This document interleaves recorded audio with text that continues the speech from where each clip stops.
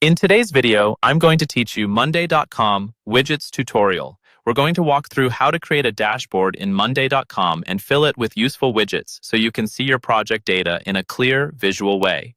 First, open the project you want to work with inside Monday.com. Make sure you're on the board that contains the data you'd like to visualize, such as tasks, timelines, or numbers. This is important because your widgets will pull information from the boards you connect. Next, look towards the top of the screen for the view options and click on the area that's highlighted in the video. From the list of views, choose Dashboard. This will open the Dashboard section, which is where all your widgets will live. Now click on Create Dashboard. This sets up a fresh workspace for your widgets. As soon as the new dashboard opens, you'll be prompted to connect boards. Go ahead and click on Connect Boards. Select your main workspace or the specific boards that hold the information you want to track, then confirm by clicking Done. Connecting your boards properly ensures your widgets stay in sync with your data. With your boards connected, you'll see an option to add your first widget. Click on Add your first widget. You'll now be taken to the widgets gallery. Start by choosing the chart widget to visually show data from your boards, then click Add Widget.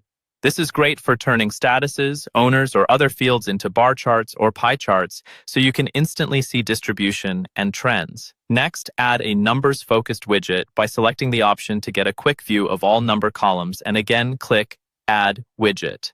This helps you keep track of totals, budgets, or any numeric metrics at a glance. Then, choose the widget called Your Progress at a Glance and add it. This one is perfect for monitoring how much of your work is done, in progress, or still stuck. You can also plan, track, and present your projects visually using the Gantt chart widget. Select that option and add it to your dashboard to see timelines, dependencies, and overall scheduling.